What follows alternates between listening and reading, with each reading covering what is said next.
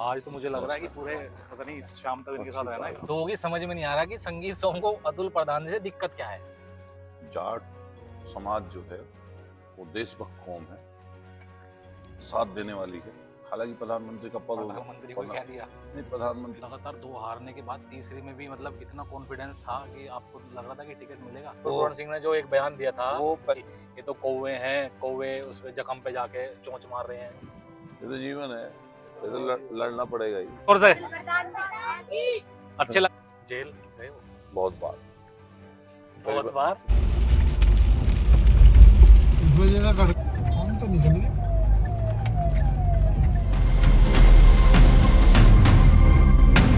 नमस्कार दोस्तों, मैं अंकित बालियान आपका स्वागत करता हूं एक और अपने नए पॉडकास्ट में।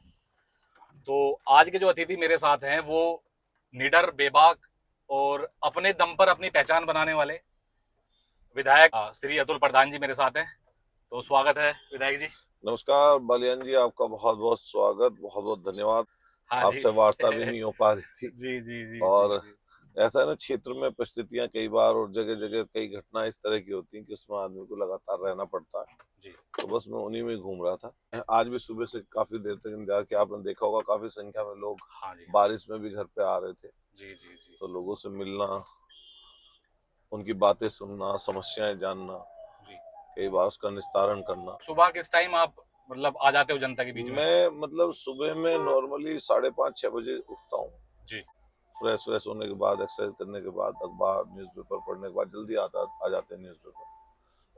फिर सुबह से ही हम लोग कुछ प्लानिंग करने के लिए लोग अपने जो नज़दीक के जो लोग हैं उनसे प्लानिंग करते हैं, पूरे दिन क्या करना है, कल क्या हुआ।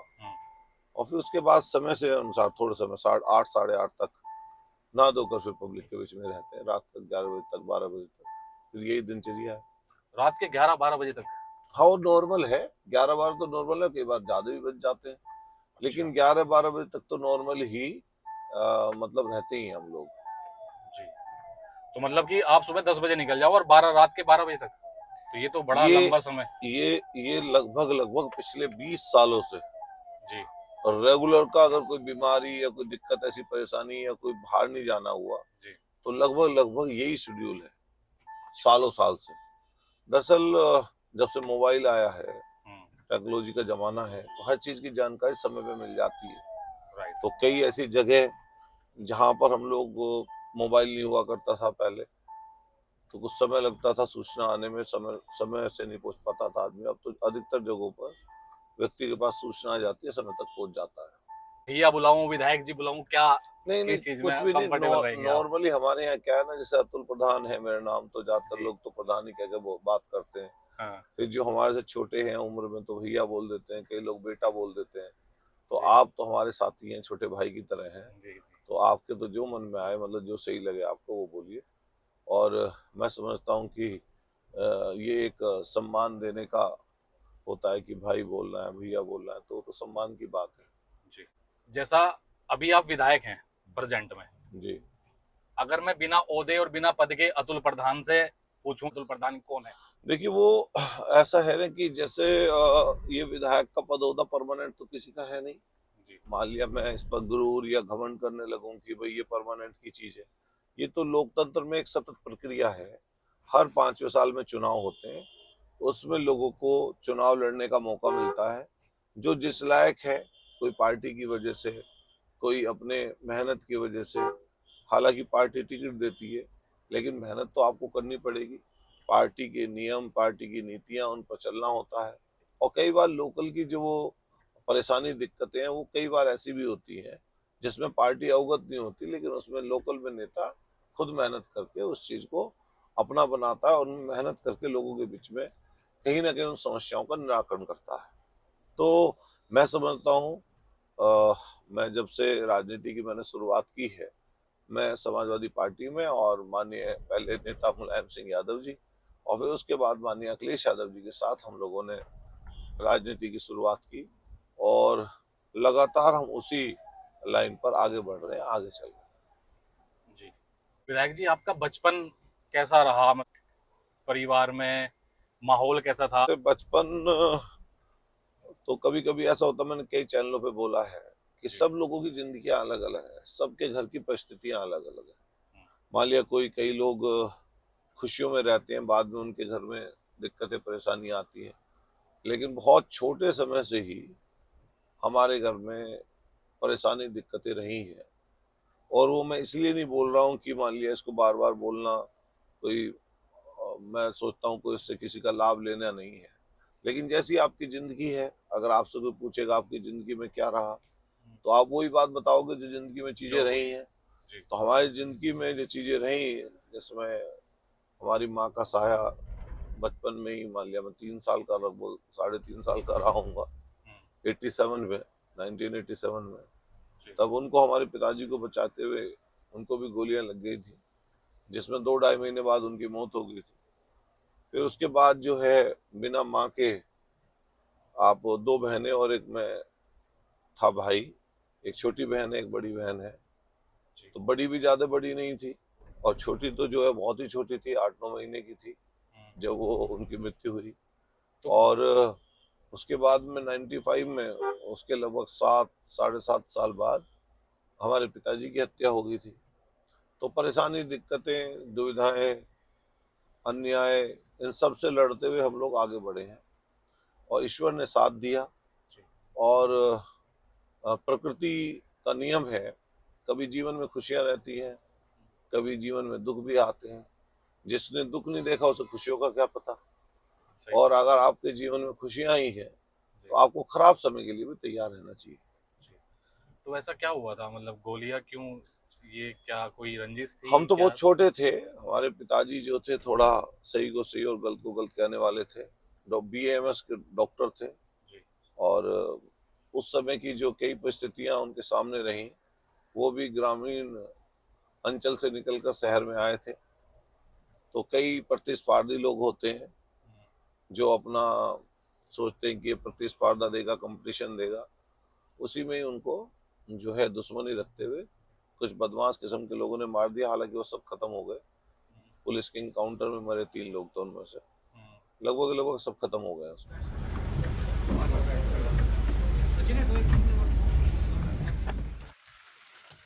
तो आप देख रहे होंगे कि भाई ऐसी बारिश में मैं कहाँ घूम रहा हूँ और बारिश हो रही है। चलो आ जाओ भाई, आ जाओ। और सरगना विधानसभा में है, अभी विधायक जी के साथ हैं। ऐसी बारिश में भी काम कर रहे हैं। तो ऐसे नेता बहुत कम हैं हमारे देश में जो भाई इतनी मेहनत करते हैं, जनता के बीच में रहते हर टाइम। और ये सब, ये गांव का मंदिर है यहाँ पे, और विधायक जी अभी अंदर बैठे हैं।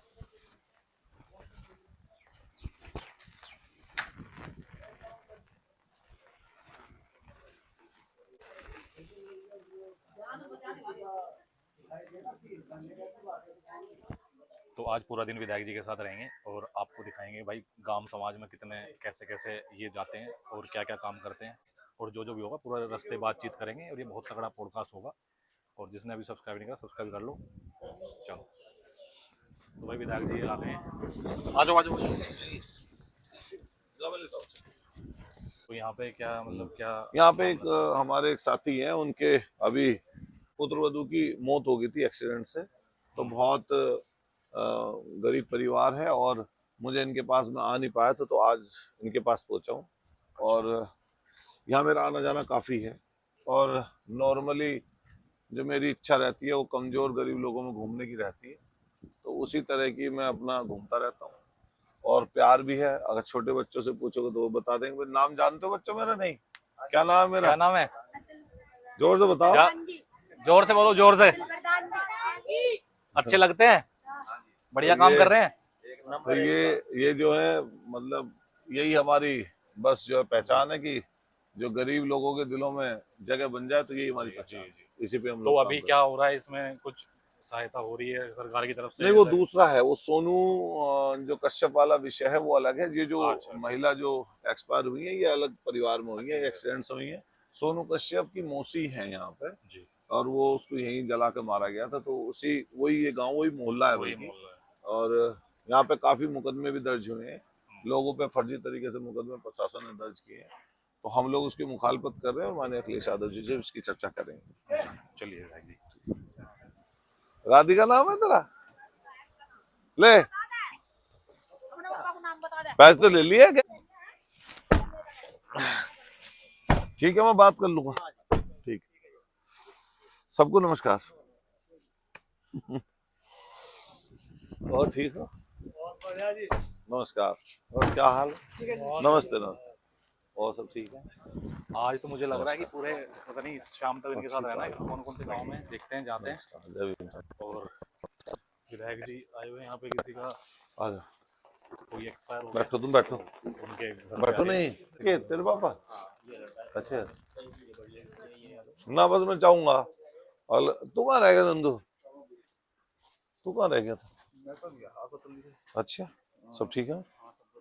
चल मैं होया इनके मदद भी करिए। मौत वोत होगी किसी रिश्तेदार में किसी की? लाइट लगवाई थे ना? और वो कहाँ लगाई? अपनी तरफ लगवा दी। और 2 लाख तो प्रधान ही ले गया था।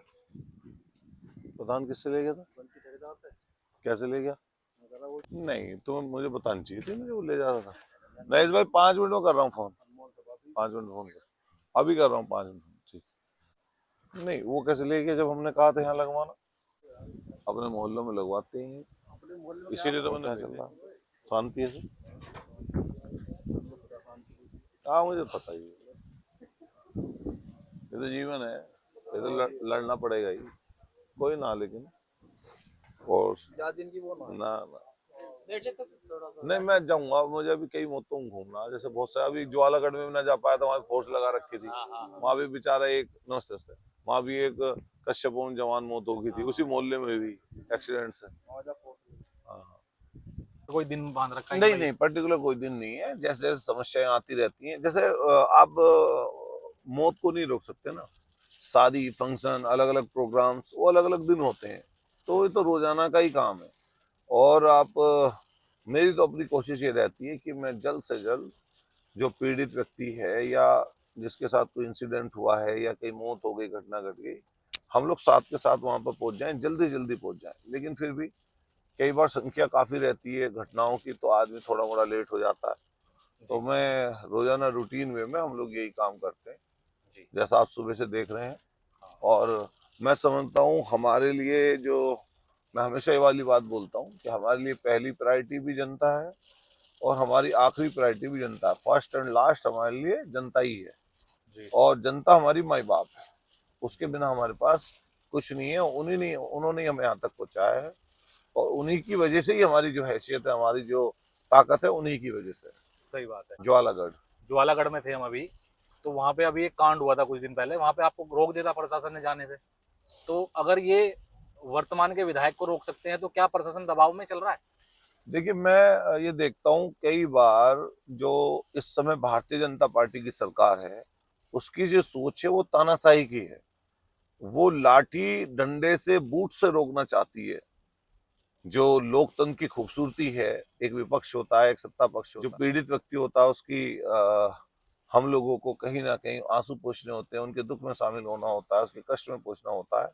तो कई बार प्रशासन को ये लगता है कि भाई अगर ये वहां पर पहुंचेंगे तो कहीं ये बात उजागर ना हो जाए, इसलिए प्रशासन रोकने की कोशिश करता है। लेकिन हम लोग कोशिश करते हैं यथासंभव कि वहां तक पहुंचे।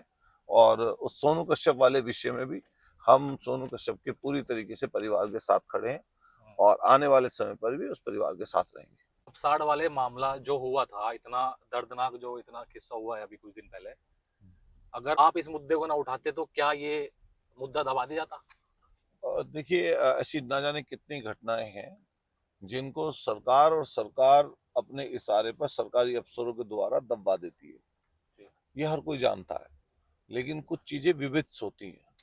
और ये जो घटना कपसाड़ की थी, ये विविध इसलिए थी कि एक माँ बेटी खेत की तरफ जा रही थी, तो जो माँ बेटी में से बेटी को जिस तरीके से उठाया, उसका अपहरण किया और उसकी माँ की हत्या कर दी, तो ये एक तरीके से, इसको जंगल राज नहीं कहेंगे तो क्या कहेंगे आप बताओ।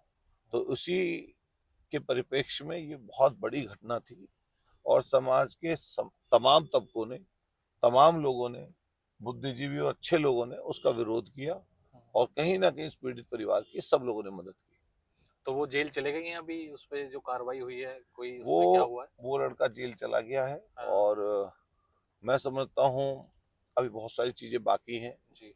जो परिवार है, भूमिहीन है, लाचार था, बेबस था और कमजोर व्यक्ति हैं, तो परिवार में मुकदमा हो जाना, जेल जाना काफी नहीं है, बल्कि परिवार की प्रोटेक्शन होना, साथ साथ वो परिवार कैसे उसको न्याय मिल सके ये भी सरकार को सुनिश्चित कराना चाहिए।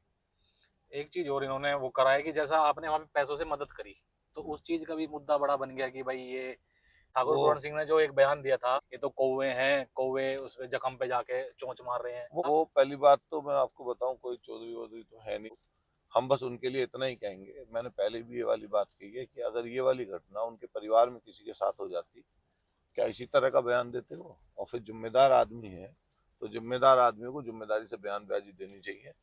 बच्चे, लड़के लड़कियां सबके घरों में हैं, तो ऐसी स्थिति में जो उन्होंने बयान दिया था वो बयान गलत था और उसका समाज के सारे तबकों ने उसका विरोध किया है। हाँ, ऐसे अगर आप किसी समाज के जिम्मेदार हो तो ऐसी बात नहीं बोलनी नहीं, चाहिए कभी किसी नहीं बोलनी चाहिए किसी के बारे में भी, क्योंकि घटना किसी के भी साथ हो सकती है, कभी भी हो सकती है, जी। तो उस चीज का ध्यान रखना चाहिए।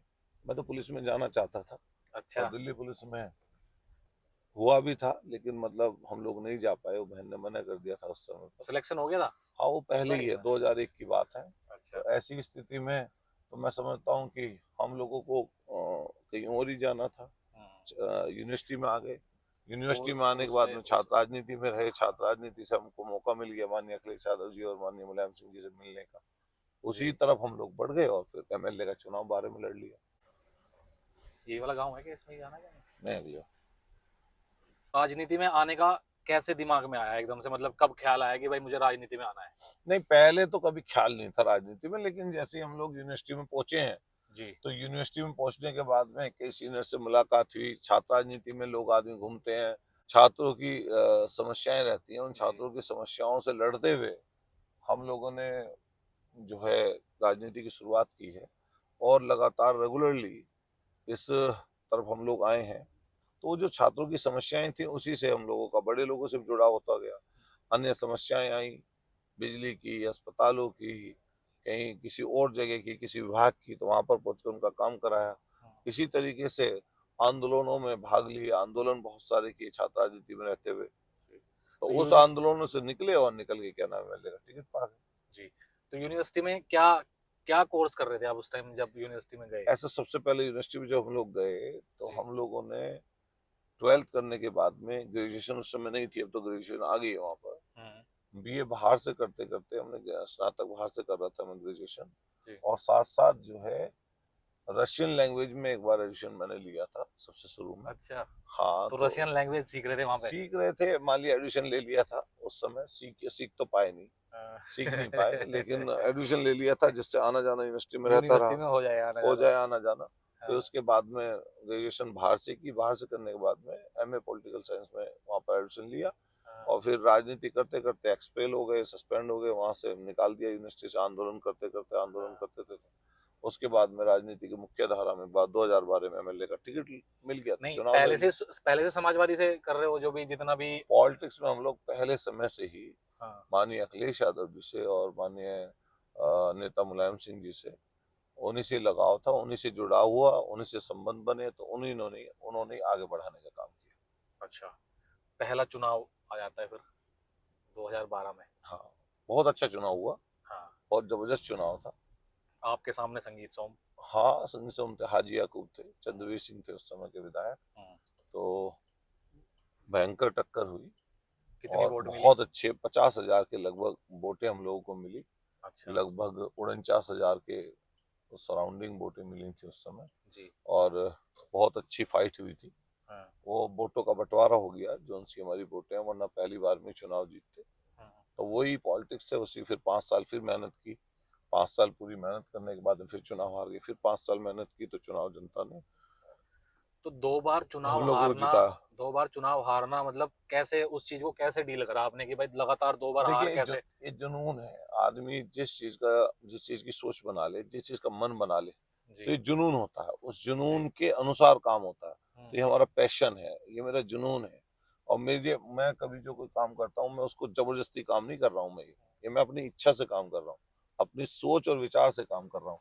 कमजोर लोगों में घूमना, गरीब लोगों में रहना, उन्हीं के बीच में समय गुजारना, किसानों के बीच में, नौजवानों के बीच में। ये मेरा पैशन, मतलब ये मैं अपने मन से कर रहा हूँ ये वाला काम। तो जो कमी, कुछ तो कमी रही होगी ना, जो कमी रही होगी उस पे काम करा होगा, या फिर कुछ ऐसा तो ऐसा है, अलग। कमियां तो बहुत सारी होती हैं, जी। कमियां बहुत सारी रहती हैं, लेकिन कई बार समीकरण भी होते हैं।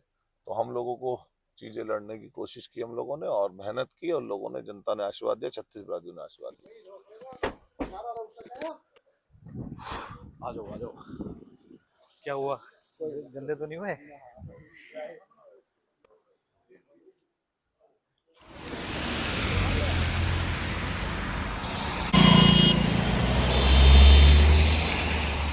नमस्कार।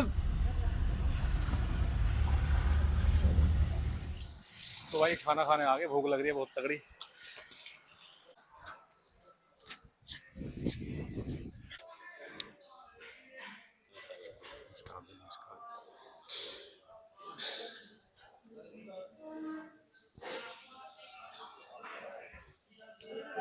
हो गया होगा, कम आ रहे होंगे लोग। इसकी आवाज कम करा। क्या खाओगे तुम? आप क्या लोगे? आप नहीं ले रहे कुछ? मैं तो खाऊंगा बस पराठा वाला, वैसे जो होता है तंदूर वाला। सेम जो हाँ। भैया खाएंगे वही। हल्का पनीर करना है इस्तेमाल, पनीर थोड़ा। तो इनके लिए राजमा चावल भी ला दो, सलाद ला दो। नहीं नहीं, पराठा ही इनफ है, इनफ हो जाएगा। अरे खा लें, थोड़े ला देना, ज्यादा मत मतलब लाना। थोड़ी क्वांटिटी होनी चाहिए भाई। चावल राजमा ला दो। हाँ, मिक्स लोगे?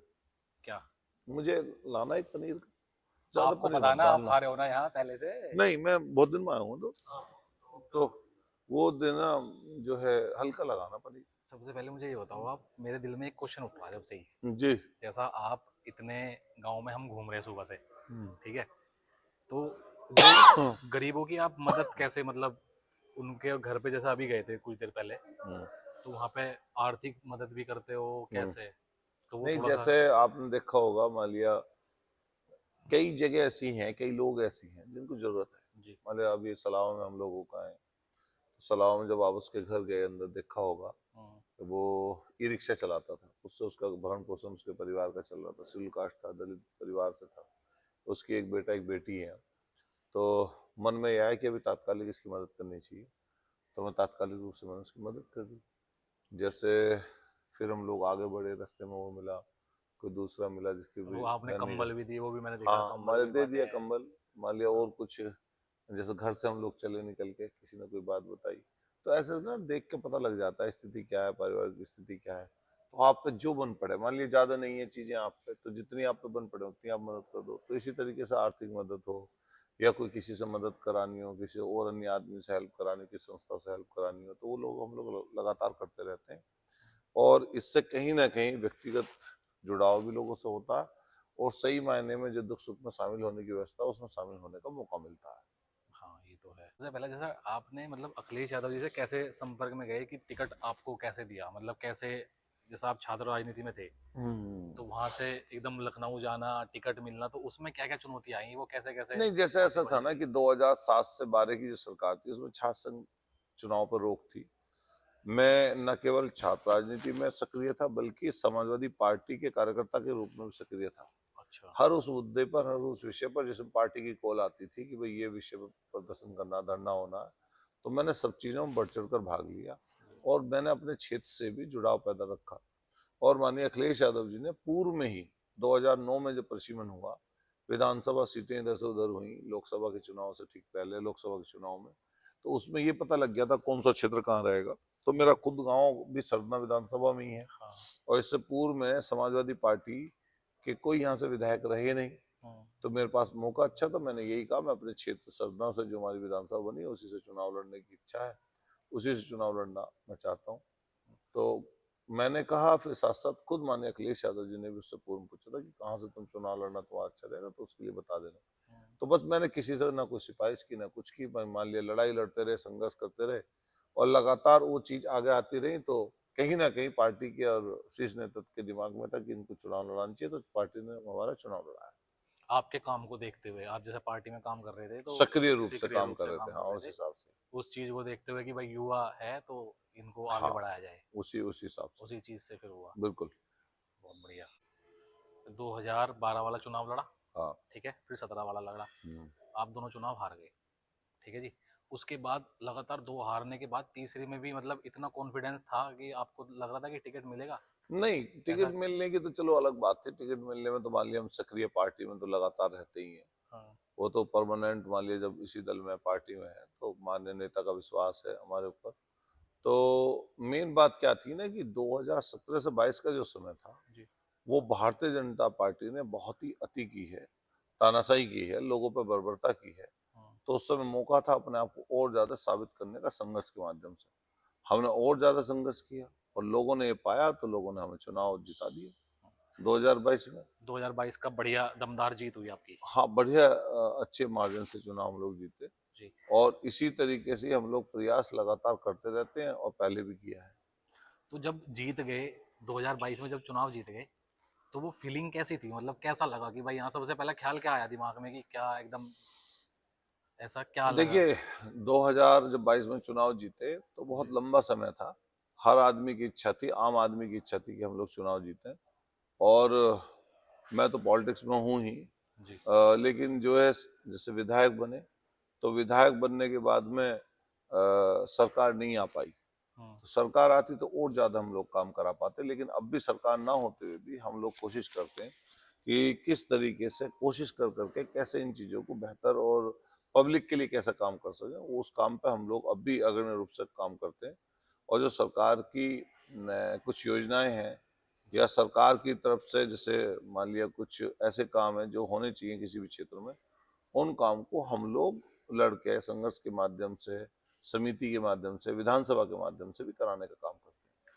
तो क्या कुछ काम कराने में दिक्कत हो रही है? जैसा विपक्ष में हैं आप, काम कम मिल रहा हो, ऐसा है? ऐसा ऐसी तो कोई होता ही है, शिकायत है? सरकार सरकार कोई भी सरकार पार्शलिटी कर मतलब उसमें जो अपनी चीजें होती हैं उनमें बेहतर करने की कोशिश करती है, जो उनकी विधानसभाएं हैं। हुँ, ये काम माननीय अखिलेश यादव जी ने कभी नहीं किया। विपक्ष का कोई भी नेता आके माननीय अखिलेश यादव जी से वार्ता करता था, बात करता था, तो उस समय पे वो लगातार विपक्ष के लोगों की मदद करते थे। हुँ। लेकिन आज के समय में उस तरह का सिनेरियो नहीं है, उस तरह की चीजें नहीं है। वरना जैसे विधायक चुन के जाता है, जीत के जाता है, वो पब्लिक ने जिताया, भाजपा से जीता वो पब्लिक ने जिताया। तो जो सरकार बन जाए उनको विपक्ष के विधायकों का भी ख्याल रखना चाहिए। ख्याल रखना चाहिए। तो ये कहीं न कहीं कमी है, ये पूरी नहीं हो पा रही है मतलब चीज़ें जो आप नहीं माँग करते हो। होती हैं, बहुत सारी चीजें हम लोग समिति विधानसभा के माध्यम से चिट्ठी पत्री करके ऐसे चीज कराते हैं, और लेकिन बहुत सारी चीजें ऐसी हैं जो और भी बड़ी हम लोग कर सकते हैं तो वो नहीं कर पाते हैं। काम मतलब संघर्ष करवा के करना पड़ रहा है। हाँ, मान अगर लिया वो तो है ही काम। तो ये तो थोड़ा गलत है कि भाई जो विधायक है उन्हें तो उनका पूरा हक मिलना चाहिए ना मेन मेन तरह से जो भी वो काम सबको मिलना चाहिए। हाँ, ऐसा नहीं होना चाहिए कि पार्शलिटी हाँ, नहीं होनी चाहिए। नहीं होनी चाहिए। तो विधायक जी, अखिलेश यादव जी के और आपके संबंध कैसे है मतलब मतलब वो कितना हमारे नेता आपको हैं। क्योंकि बहुत बार देखा गया है कि आप बढ़िया एकदम बड़े छोटे भाई की तरह उनका उनका ख्याल रखते हो। नहीं मतलब वो हमसे बड़े हैं, जी। लेकिन उन्होंने नेता के रूप में और एक पारिवारिक रूप से उन्होंने हमें हमेशा हमारी मदद की है। हाँ, और हम लोग भी कोशिश करते हैं कि जो उनकी इच्छा है, जो पार्टी के लिए काम किया जा सकता है, उस काम को हम लगातार करें और उसी पे ही लगातार हम लोग वर्क करते हुए रहते हैं। जी। इसलिए कभी कभी पार्टी में कुछ ना कुछ चीजें तो चलती रहती हैं, छोटी बड़ी, उससे कोई रिश्तों पे फर्क नहीं पड़ता। हम्म, और जब लगभग 25 साल होने को आए उनके साथ साथ चलते चलते, जी। तो ऐसे में ये लगता है कि उनके साथ ही रह के संघर्ष किया जाए। उन्होंने हमेशा मदद भी की है हमारी। हम्म, उन्होंने आप पे हमेशा भरोसा दिखाया है बहुत से बहुत दिखा है। ना? तो लखनऊ कितने दिन में जाना होता है? काम के अनुसार है, हम्म, काम जैसे जैसे काम पड़ता रहता है चले जाते हैं। काम फिर जैसे कि विधानसभा चलती है तब जाते हैं। कभी कभी पार्टी बुलाती है, मीटिंगें होती हैं। हम्म, कभी कभी ऐसा होता है कि कुछ समितियों की मीटिंग होती हैं और भी चीजें होती हैं, हम्म। तो जाते हैं। और लगातार पार्टी की मीटिंग होती है पार्टी की मीटिंग होती रहती है। हर महीने? हर महीने नहीं होती, हम्म, मतलब बुलाती है पार्टी, मीटिंगें होती रहती हैं अलग अलग समय पे। हाँ, संगठनों की, विधायकों की अलग अलग रूप से कुछ समस्याएं हैं, दिक्कतें हैं, जिले में कुछ तात्कालिक इशू हैं, जी। तो उनके उनके सिलसिले में हम लोग जाते रहते हैं यहाँ पे आते रहते हो इस रेस्टोरेंट पे? कभी कभी, कभी कभी। कई महीने में आया हूँ। पराठा अच्छा है जो आपने मंगाया है, हम्म। तो यही खाते हो यहाँ पे जब भी आते हो? आपके साथ खा ले, नहीं तो घर ही खाना खाता। सुबह खा के आते हो, शाम को फिर जाके हम्म। दोपहर में कुछ नहीं? दोपहर में कुछ ना कुछ चाय वाय, कुछ ना कुछ ऐसी चीज लोग करते रहते हैं। हम्म। जो। जब 2022 का आप चुनाव जीत गए, हम्म। तो जो विधायक हारे उन्होंने एक बयान दिया कि मैं अकेला 100 के बराबर हूँ। तो ये क्या ये कहना सही है, ऐसी बातें? ये ऐसी बातें व्यक्ति घमंड में बोलता है, जब उसे घमंड हो, गुरूर हो, ऐसी बातें कभी नहीं बोलनी चाहिए जो ईश्वर को अच्छी नहीं लगती।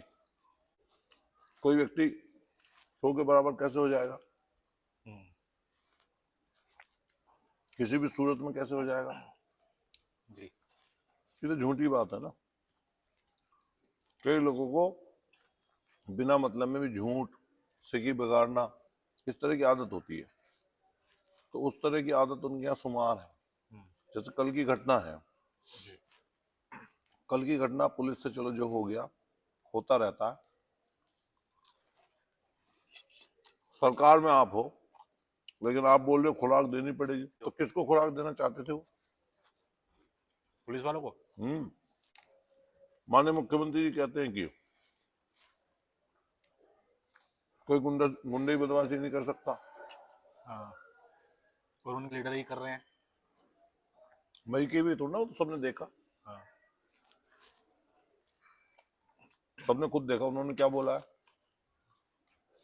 जैसे चुनाव है, चुनाव में क्या झगड़े का भी माहौल रहता है कुछ? झगड़े का माहौल तो नहीं रहता, लेकिन कभी कभी कुछ कोई कराने की, जैसे कोई गलत चीज अफवाहें नहीं, फैलाने का कुछ अफवाहें काम कर फैलाने रहा में हो? तो भाजपा वाले माहिर है। अच्छा। अफवाहें फैलाने में ये लोग माहिर है। कैसी अफवाहें? हिंदू मुसलमान के झगड़े की, बस झगड़े की। झूठी सच्ची बातें, इस चीज की मतलब मास्टर डिग्री है। ऐसा हुआ आपके साथ? हुआ ऐसा? कितनी बार करते हैं। पिछली बार चुनाव में एक हमारे कुसावली गांव के एक लड़के की हत्या हो गई थी सरदना में, ठीक चुनाव से पहले।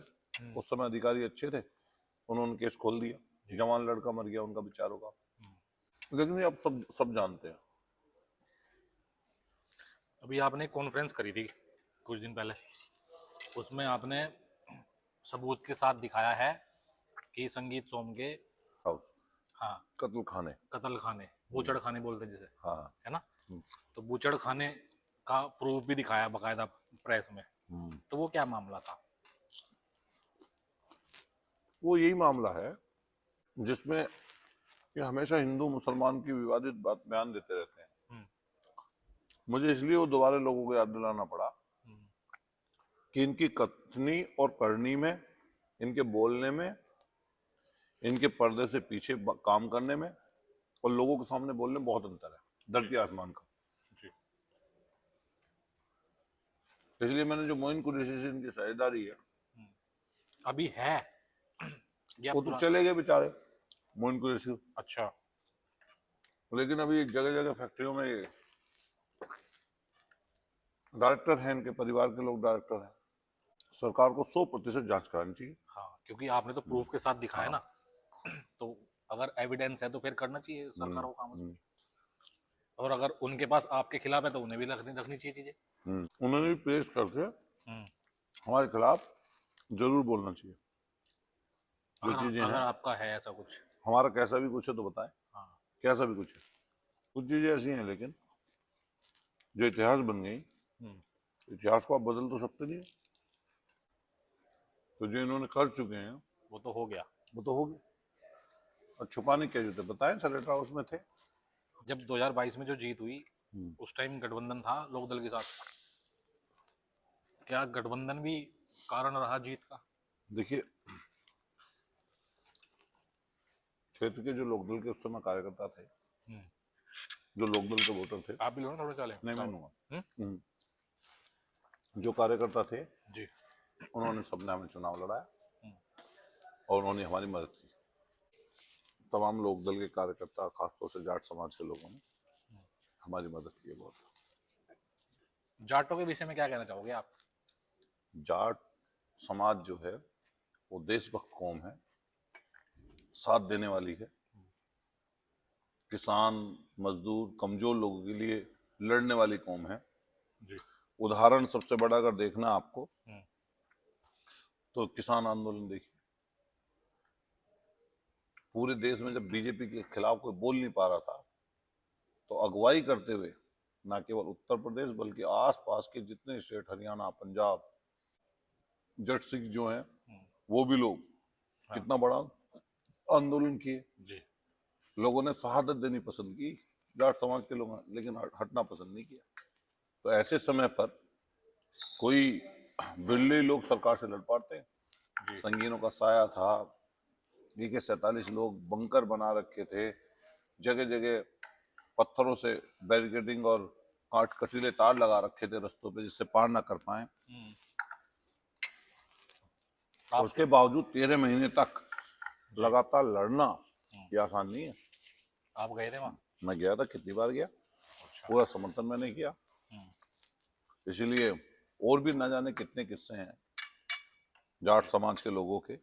मैं किसी की बुराई नहीं कर रहा हूँ, लेकिन जो जो करता है उसके दो सबके सामने रहती हैं चीजें। मैंने देखा, पूरे बचपन से देखा है कि कैसे किसान यूनियन, दूसरी जाति के लोग भी उसमें काम कर रहे थे, लेकिन किसान यूनियन में किस तरीके से किसानों के लिए लड़ाई लड़ी, या किस तरीके से लोग जाट समाज के लोगों में देखा बिजली की, पानी की, सड़क की, गन्ने की लड़ाई लड़ते हुए देखा है। गन्ना तो सब लोग लगाते हैं, लेकिन लड़ाई तो जाट समाज के लोग ज्यादा लड़ते थे, पहले से लड़ते हैं। उनके साथ दूसरे लोग भी फिर सीखे, कुछ लोग उनके साथ मिलकर काम किए। तो बहादुर कौम है और साहसी लोग हैं, सरकार से लोहा लेने वाले लोग हैं, झुकने वाले नहीं है। और यहाँ वेस्ट यूपी में आप देखेंगे किसान कौमों में अग्रणी रूप से उनका काम रहता है। इसलिए न केवल सिर्फ इसलिए कि मैं विधायक हूँ, बल्कि इसलिए भी कि समाज का नागरिक हूँ और मैं भी किसी समाज से आता हूँ। मान लीजिए गुर्जर समाज से हम लोग भी हैं, तो हम तो हमेशा चाहते हैं कि सारी जातियां मिलकर काम करें, खास तौर से किसान कौमें इकट्ठी हों, मजदूरों को अपने साथ लें। इसमें यहाँ वेस्ट यूपी में अगर देखेंगे तो खेती किसानी में जाट और गुर्जर समाज के लोग बहुतायत में, उसके अलावा सैनी, कश्यप, पाल, जोगी, जो छोटे छोटे काश्तकार हैं, उन सब जातियों को इकट्ठा रखा जाए, इकट्ठा लेके चलें तो अच्छा रहेगा। सरकार आप देखिए, जब प्रधानमंत्री जी खड़े होकर संसद में पिछड़े वर्ग के मंत्रियों का प्रेजेंटेशन कराते हैं तो किसने कहा था उनसे? जब ये किसी को राष्ट्रपति बनाते हैं तो उसकी जाति का नाम लेते हैं तो किसने कहा ये? लेकिन अगर उनको देने की बात आएगी, पिछड़ों को, दलितों को कहीं बड़े मंत्रालय देने की बात आएगी, कहीं मुख्य भूमिका में रखने की बात आएगी तो नहीं रखेंगे। आपने एक बार कहा था कि प्रधानमंत्री सबसे झूठे इंसान है देश के। तो चुनाव के समय की बात थी। हालांकि प्रधानमंत्री का पद होगा, प्रधानमंत्री को कह दिया नहीं, प्रधानमंत्री जी का पद होता बहुत बड़ा है। हाँ जी। लेकिन इतना झूठ भी नहीं बोलना चाहिए इतनी। हालांकि हम लोग विधायक हैं, अब लोग तो संसदीय भाषण ना बोलते हुए कहूँगा इतना गलत भी नहीं बोलना चाहिए। हालांकि भारतीय जनता पार्टी में झूठ का बड़ा बोलबाला है।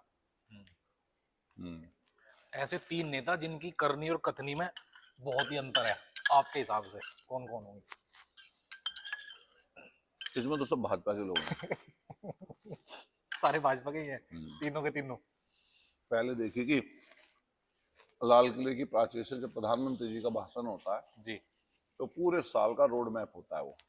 उसमें वो अपनी आने वाले समय की अपनी भूमिका को दर्शाते हैं, अलग अलग क्षेत्रों के बारे में बोलते हैं, क्या करना है उनको, विजन क्या रहेगा उसके बारे में बोलते हैं।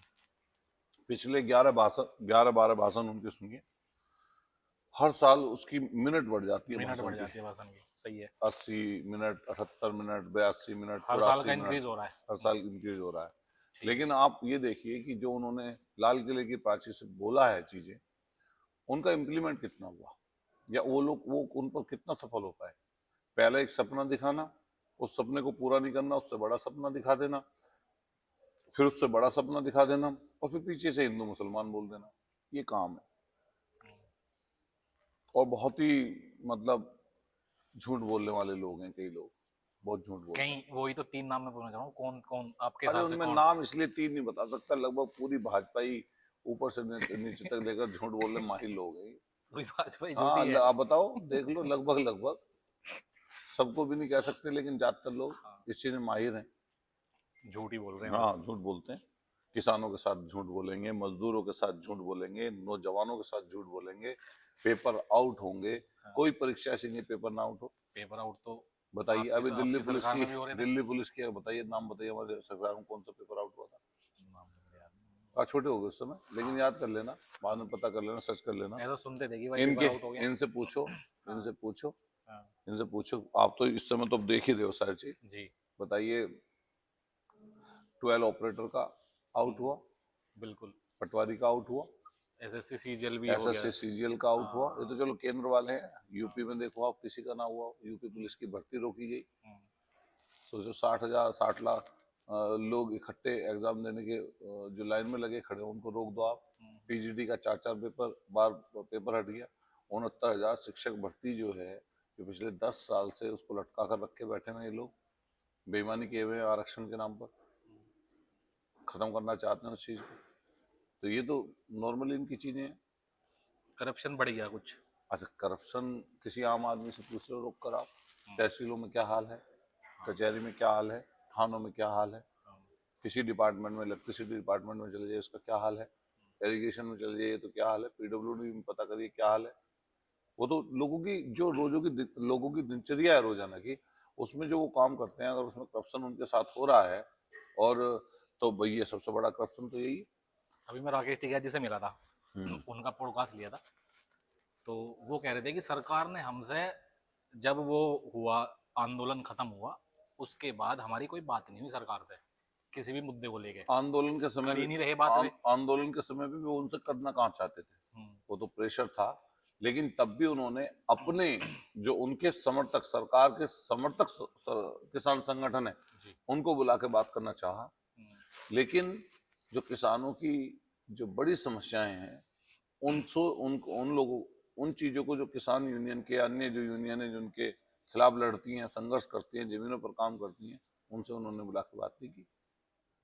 शिक्षा पे अगर बात करें तो शिक्षा का हाल बहुत खराब है अभी हमारे देश में, गवर्नमेंट स्कूलों का। मैं तो लगातार रेगुलरली इस पर सदन में बोला हूँ, आपके सामने बोल रहा हूँ। जी, सरकारी लोगों से अगर चीजें दूर करनी हो, हम्म, सरकारी चीजें अगर दूर करनी हो आम लोगों से, तो उसको महंगा कर दीजिए। तो सरकारी बजट मत दीजिए। सरकार अगर स्कूलों को बजट नहीं देगी, अस्पतालों को, सरकारी अस्पतालों को बजट नहीं देगी, तो संस्थाएं खराब होती जाएंगी। तो स्कूल जो हैं, हमारे से बड़े लोग जो हैं, सब सरकारी स्कूलों में पढ़े हैं, लेकिन आज की व्यवस्था है सब प्राइवेट, पूरी यूनिवर्सिटियां, कॉलेज ये लोग खुलवा रहे हैं।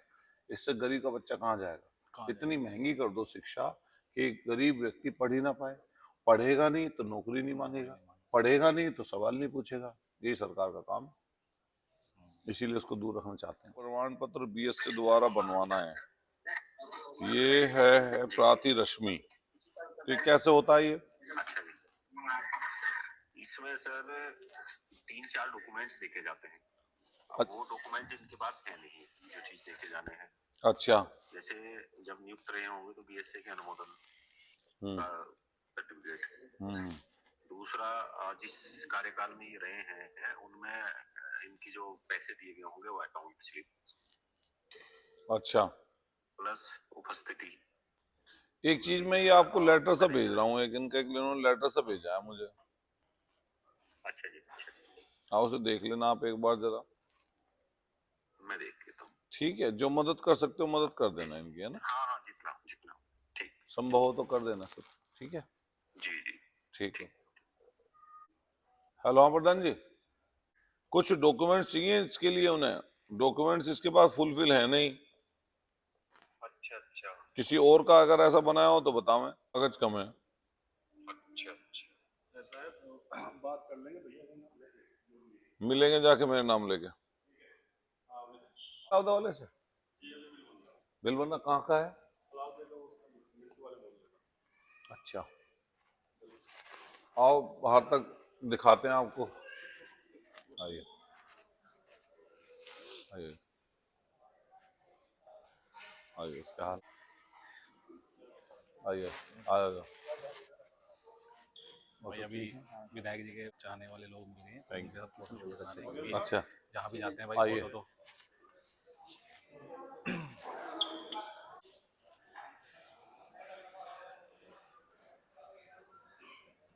अब तो बारिश नहीं हो रही। तो विधायक जी एक चीज हो रहा है कि लोगों की समझ में नहीं आ रहा कि संगीत सॉन्ग को अतुल प्रधान से दिक्कत क्या है। चलिए, इधर लेफ्ट में जमालपुर चलना। तो ऐसा है कि जैसे ये प्रतिद्वंदता है जी और मान लिया आप जनता के बीच में हैं, जनता के लिए काम कर रहे हैं, तो कई चीजें ऐसी आती हैं जो गलत होंगी सामने की तरफ से, जो जनता के अनित की होंगी या जिससे जनता प्रभावित हो रही होगी, तो हम लोग उस पर लड़ाई लड़ते हैं। तो लड़ाई लड़ते हैं तो वो प्रतिद्वंदता और थोड़ी बढ़ती है। अच्छा, कभी बातचीत होती है? नहीं, मेरी बातचीत नहीं हुई है कभी, बस चुनाव में जब वोटों गिनती हुई है 2-3 बार, हाँ। उस समय मेरी थोड़ी मोड़ी बातचीत हो, उस समय पे जैसे कुछ हंसी मजाक में या उन्होंने कुछ बोल दिया तो उसमें होती है, वैसे कोई मेरी बात अदरवाइज कोई नहीं। कोई बातचीत नहीं। एक आध बार हुई थी बात, हाँ। जिला पंचायत अध्यक्ष वाला चुनाव चल रहा था तब हुई थी जी। एक बार फोन पे बात। वो कुछ वोटों को प्रभावित करना चाह रहे थे, हाँ। तो चाह रहे थे तो मैंने फोन करके उनसे यही कहा था कि भाई इस तरह की बात धमकाने वाली या उल्टी सीधी बात मत करना, यही बोला था। एक अभी भाभी ने मेयर का चुनाव लड़ा था अभी कुछ दिन पहले। लड़ा था। तो उसमें कैसे रहा, मतलब क्यों, क्या कारण रहा हार का? हार का कारण कुछ ऐसा है कि जब आप देखेंगे नजदीक से कुछ चीजें, तो चुनावी परिप्रेक्ष्य में जो आपका मूल वोटर था, और हालांकि सब जाति के वर्ग के लोगों ने वोट किया है और सब जाति वर्ग के लोगों ने वोट करके हमें यहाँ तक पहुंचाया, और लगभग 1,16,17,000 वोट लोगों ने दी, लेकिन उस तरह का समीकरण नहीं बट पाया और जो विपक्ष की वोटें थी वो बट गई। अच्छा। अब बढ़ने के कारण चुनाव हार गए। वो सब जगह नगर पंचायतों में, नगर पालिकाओं में काम चल रहा था। ऐसे ही हुआ, पार्टी उस समय कम वोटें पाई। आज तो सुबह से भाई टाइम हो गया है, नमस्कार, 6 बज गए हैं, 10 क्या बजे चलना है? आज विधायक जी के साथ ही है पूरा दिन, क्या हाल है? और क्या क्या करते हैं नहीं बढ़े और ठीक है ना। आज तो बारिश सारा दिन हो गई।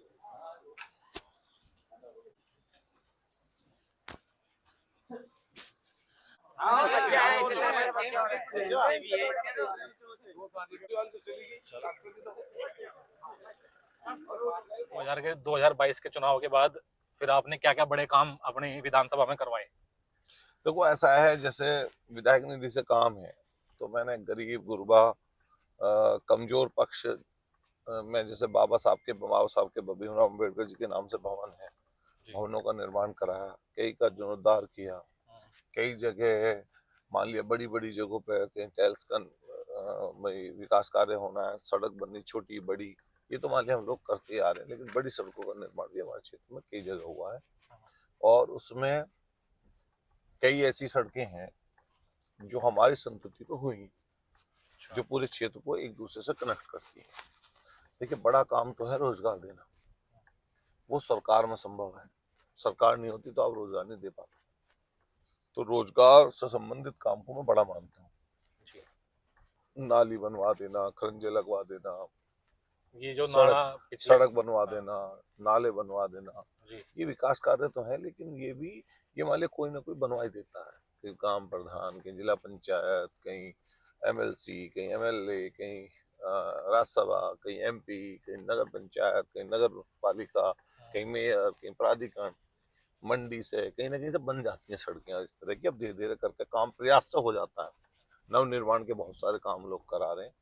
जैसा भी पिछले गांव में आप देख के आए, पूरे गांव की स्थिति खराब थी वो नाले की, और करीबन मुझे लगता है कि 500-700 मीटर का नाला था वो। तरीके से मैं गरीब गुरबा जो लोग हैं, जो मैं अपने पास से जिनकी मदद कर सकता हूँ वो मैं मदद करता हूँ, जो हम लोग सरकारी रूप से मदद करा सकते हैं वो कराते हैं।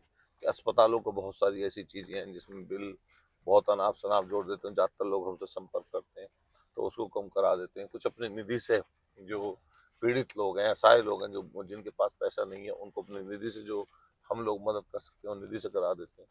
कई बार राहत कोष से पैसा लखनऊ से आता है, उसकी भी व्यवस्था कई जगह कराते हैं। तो ये अलग अलग रूप से लोगों के सुख दुख में पहुंच के उनकी मदद करना, इमदाद करना, ये हम लोग राजनीति में बहुत पहले से करते आए हैं, लगातार कर रहे हैं।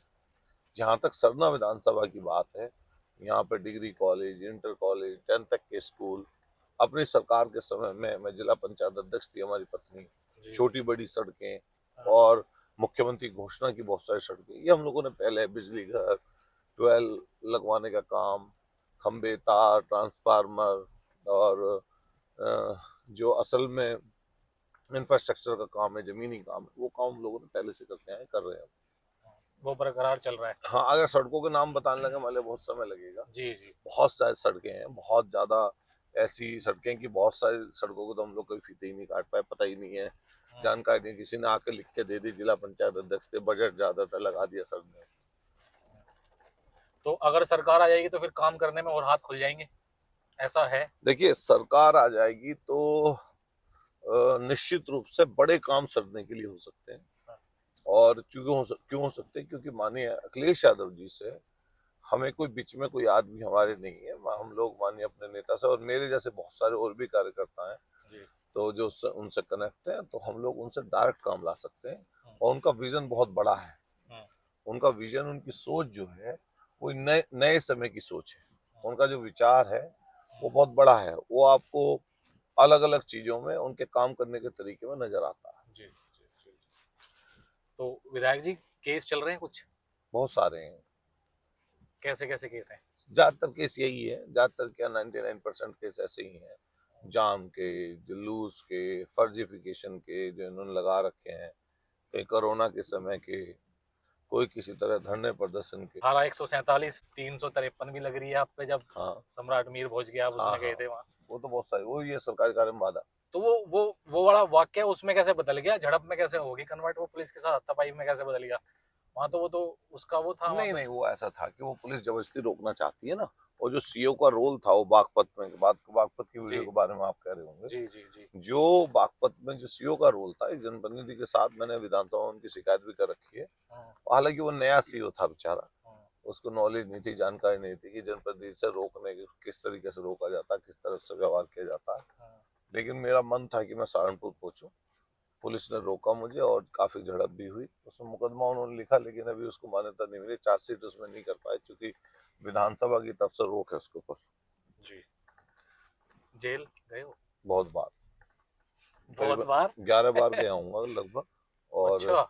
आंदोलन करते करते तो पहले से ही मतलब बहुजन समाज पार्टी और छात्र राजनीति के समय से, उसी समय से। हाँ, 11 बार जेल जा चुके हो? हाँ, 11 बार जा चुके हैं, 100 दिन भी रहा हूँ मैं जेल, और सभी आंदोलन के और उसके मामले में जेल गए हम लोग। 100 दिन जेल में रहे हो? एक बार 100 दिन भी रहा हूँ। खाने पीने का क्या हाल है वहाँ पे? खाने पीने का ऐसा है कि मान लिया जो है जैसा मतलब होता है बंदियों के लिए वहाँ पर खाना, हाँ बस उसमें कोई थोड़ा आम खाना? आम खाना है वहाँ पे, बिल्कुल एक जैसे खाना रहता है लगभग। उस और टाइम बस उसमें नहीं, विधायक नहीं था उस समय। उससे पहले ऐसे भी रहता है कि मान लिया जैसे कुछ थोड़ा मोड़ा कोई उसमें कैंटीन का खाना बनवाना चाहता है तो वो पैसे दे के ले सकता है, कुछ कैंटीन में थोड़ी मोड़ी सुविधाएं। अब तो मुझे पता नहीं, मान लिया तो पुरानी बात है, 8 साल पहली बात। उत्तर प्रदेश में जितने भी मुख्यमंत्री रहे हैं अभी तक, आपके हिसाब से सबसे बढ़िया मुख्यमंत्री कौन रहे? देखिए, मान लिया मुझसे आप पूछोगे तो मान लिया भाई हमारे तो नेता हैं, और न सिर्फ नेता हैं बल्कि उन्होंने विजनरी काम किए हैं। जैसे आपके लखनऊ और आगरा और लखनऊ एक्सप्रेस वे है, वो इस देश का सबसे पहले इतना बड़ा एक्सप्रेस वे है जो 8 लाइन तक उसको चौड़ा किया जा सकता है। साथ साथ उसमें हवाई पट्टी बनाएगी, हरकुलस जैसे विमान उस पर उतरे, तो उनकी सोच का परिचय है। अगर आप लखनऊ में जाएंगे तो ये पूरे उत्तर प्रदेश को डायल 100 देने का काम, जो क्विक रेस्पॉन्स के साथ जो पुलिस आती है, उससे किस तरीके से अल्टीमेट काम है।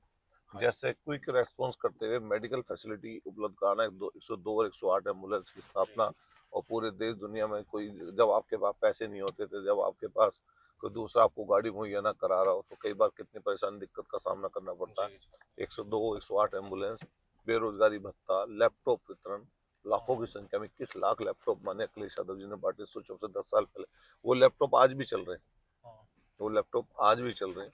अगर आप लखनऊ जाएंगे तो कैंसर हॉस्पिटल आपके, इन्होंने उसको रोक दिया, खैर बड़े बड़े अमूल के और क्या नाम आपके मदर डेयरी के और पारस के प्लांट का निर्माण कराना।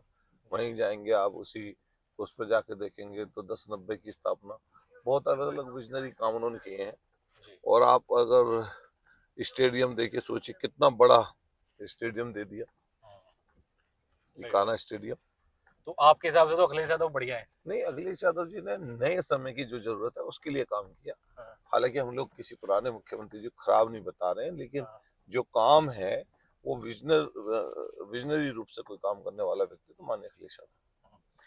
आप मेरे थ्रू युवाओं को क्या संदेश देना चाहोगे, क्योंकि युवाओं के आप ना मतलब कि एक मार्गदर्शक हो। मैं युवाओं के लिए ये कहना चाहता हूँ कि आप बटो मत, बिल्कुल भी जाति धर्म की दीवारें तोड़ो और किसी को जात के नाम पर छोटा या किसी को जात के नाम पर बड़ा मत समझो। मैं इसको ठीक नहीं मानता हूँ। और युवाओं को कहीं ना कहीं आने वाले समय के लिए अपने आप को प्रिपेयर करना पड़ेगा। त्याग, अनुशासन और सम्मान अपने से बड़ों का, ये नौजवान साथियों को करना चाहिए और यही संस्कार है। अगर आपने अपने आप को ठीक कर लिया तो आप 3 पीढ़ी का निर्माण करते हैं, 3 पीढ़ी को बेहतर कर सकते हैं। इसीलिए सब नौजवानों को सोचना चाहिए, उनके ऊपर 3 पीढ़ियां निर्भर है। एक आने वाली पीढ़ी, एक उनकी खुद की पीढ़ी, एक उनके माता पिता जो उनसे पहले की पीढ़ी है वो भी उनके ऊपर निर्भर है। इसलिए आपको बहुत जिम्मेदारी से और कोशिश करनी चाहिए कि अनुशासन में रह के और बड़ों का सम्मान करते हुए आप लोग आगे बढ़िए। 2027 की कैसी तैयारी चल रही है आपकी? अच्छा, 2027 की तैयारी तो मान लीजिए जनता तय करेगी। हम लोग तो मेहनत कर सकते हैं, लोगों का सम्मान कर सकते हैं। और मैंने पहले भी कहा, आप भी बता रहा हूँ कि हमारी तो फर्स्ट एंड लास्ट प्रायोरिटी जनता ही है, आम लोग हैं, वो हमारे माई बाप हैं और उन्हीं की वजह से हम लोग कुछ है। हमारी हैसियत और हमारी जो भी हमारी ताकत और क्षमता है वो सब उन्हीं की वजह से है। तो वो तय करेंगे कि मैंने तो स्पष्ट कहा कि अगर मुझसे ज्यादा कोई मेहनत करने वाला शख्स हो और लगता हो कि वो मुझसे ज्यादा मेहनती, आपका सम्मान ज्यादा करता है या वो मुझसे ज्यादा इसके काबिल है तो वोट उसकी, और अगर मैं उससे ज्यादा काबिल हूँ तो वोट हमारी। तो बहुत बहुत धन्यवाद विधायक जी, आपने अपना कीमती समय मुझे दिया। मैं आपका भी विशेष धन्यवाद करता हूँ कि आपने सुबह से लगभग 12 घंटे से आप हमारे साथ हैं। जी, तो मैं आपको आपने पूरे क्षेत्र में घूमे तो विशेषकर मैं धन्यवाद करूंगा। और मैं सब लोगों से कहूंगा कि इस वीडियो को भी देखें और इनके लगातार वीडियो देखें। इनका स्वभाव, इनका व्यवहार हमारे चौधरी साहब का बहुत अच्छा है। मैं आपको बहुत बहुत शुभकामनाएं भविष्य के लिए देता हूं कि आप अपना नाम आगे बढ़ाएं, अपने परिवार का और देश का मान सम्मान आगे बढ़ाएं। बहुत धन्यवाद। Thank you. Thank you. दिनों दिन हुई एक्सपेंसिव